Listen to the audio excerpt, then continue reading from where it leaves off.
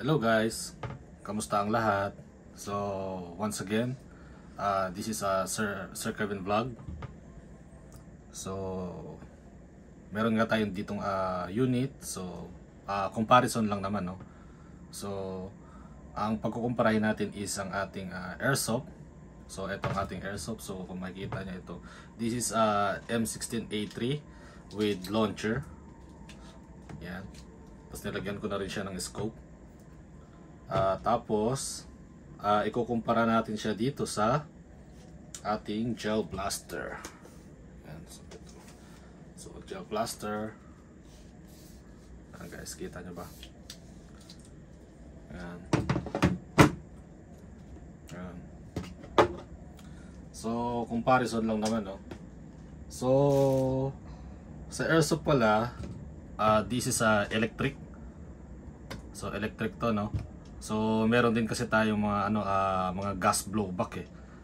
Pero yung mga ini-injectan natin ng gas dito sa magazine. Pero ito electric tong ating airsoft. So ano nga ba yung pagkakaiba ng airsoft dito sa ating gel blaster, no? So ito, dito na natin to ilagay.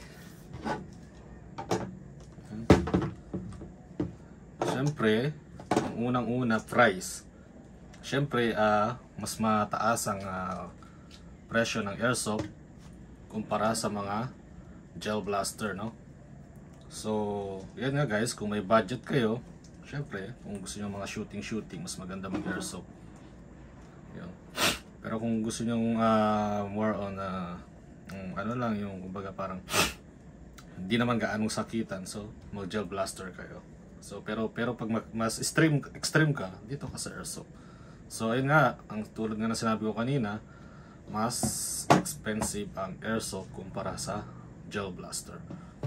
So number 2, yung nakikita ko is yung build, yung pagiging realistic. So tingin ko mas realistic yung mga airsoft kumpara sa mga gel blaster. Kasi kadalasan sa mga gel blaster is made of tawag dito yung nylon. Made of nylon. Pero meron din namang mga metal na gel blaster, no. So ayun, medyo expensive yon. Tapos ano pa ba pagkakaiba niya? Yung lakas. So yung lakas, syempre mas malakas yung ating airsoft kumpara dito sa gel blaster. Kasi dito sa airsoft natin is ayun nga, mas yung bala niya kasi is mas matigas kumpara dito sa ating gel blaster, no?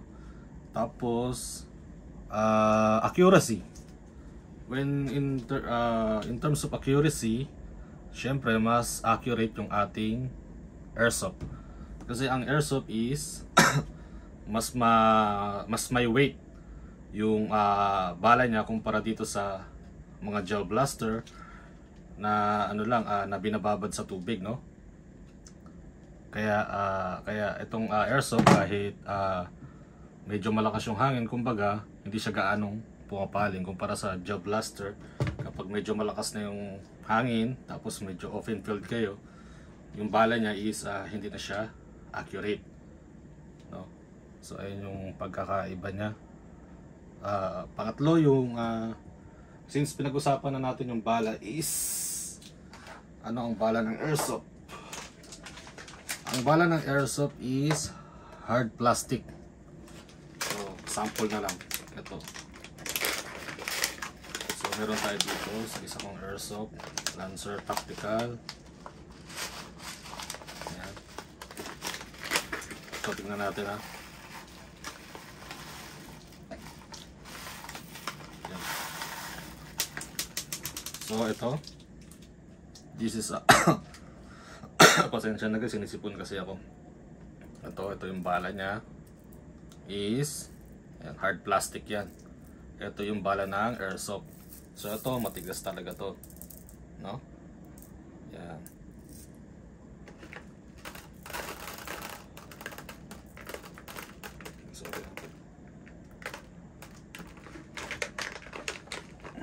Tapos sa gel blaster naman is yung bala niya, actually guys, ito naman sample lang naman. Ito yung pag mga bibili kayo out of the box, ito yung pre niya na gel balls. So pag nilagay nyo to ng tubig, so lumalaki siya, no? Yan. Yan. Tapos sample na natin siya pag nilagay nyo na sa tubig. Ito naman 3 to 4 hours. Yan. Ito na, pag pag lumubo na siya, kunyari nalagay nyo sa tubig ng 3 to 4 hours, magiging ganyan na itsura niya, no? Yan. Yan. Pero ang kinagandahan lang dito sa gel blaster, meron kasing mga pambata na na mga gel balls, na mga gel blaster. So malambot yung bala niya, no? So ito guys, since high-end siya, yung bala nito dapat supposed to be ang gagamitin mo is matitigas. Kasi pag malambot, lalo na kapag upgraded yung mga gel blaster niya, nababasag lang siya, no? So dito pa lang sa tipis, basag na eh. So ito, tingnan natin. Ito matigas talaga yan guys. So, hindi yan basta-basta nababarag itong gel balls na yan. Yan.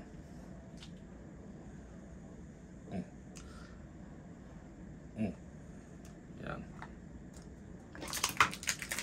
Ano pa ba? Tapos safety. When in terms of safety, syempre mas safe ang gel blaster, no? Kasi ito, hindi naman siya, pag tumatama kasi ito minsan sa katawan mo, kumbaga nababasag lang siya eh. O kaya pag tumatama doon sa dingding o kung saan na matigas, ito kasi nababasag lang. Unlike sa airsoft, may tendency na kapag tinamaan ka nito is pwedeng magdugo yung skin mo, as well as nagpe-penetrate pala to sa balat itong ating airsoft. Ayan. And this airsoft is 450 fps. Ayan. Ayan. Kita nyo naman. Ito nalagyan ko na ng battery ito eh. So mostly pag mga electric kasi wala siyang mga blowback. Yung blowback niya is ito ba? Ito kasi wala yung battery nito eh. Ayan. Kapag dito sa gel blaster kasi ito since pares silang electric, pag kukumparahin na rin natin, ito meron siyang blowback. Nagpabalik-balik siya dito pag tinitira mo siya. Itong airsoft kasi is wala siyang blowback, pero ayan, hindi siya nagagalaw-galaw mostly sa mga airsoft. Pero meron din namang airsoft na may mga blowback, no? Pero usually kasi sa mga airsoft kasi na electric, wala siyang blowback dito. Pero sa mga blaster ngayon, halos lahat meron siyang blowback, no? So yun yung difference niya. So try natin. Wala naman siyang magazine, no? Ayan.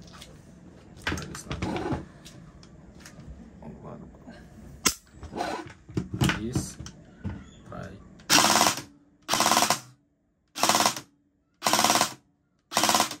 Ayan guys, diba? Hindi nyo nakikita. May battery pa tayo dyan. Battery. Anong battery nito? XT30 meron tayo dito.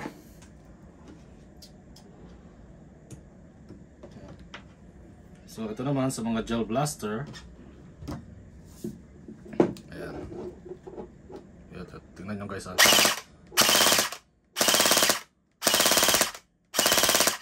kumbaga yun, may blowback effect siya, no? Dito sa mga electric na airsoft, mostly wala. Pero meron din naman, hindi ko naman lahat nilalat. Kumbaga mostly lang, karaniwan.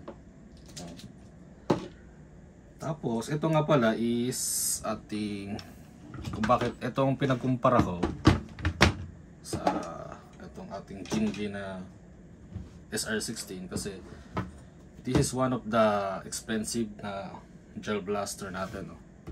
Sa ngayon. So ngayon, ano bang taon ngayon? Yun, pero ayun nga kung bakit pinagkumpara ko siya dito sa ating airsoft.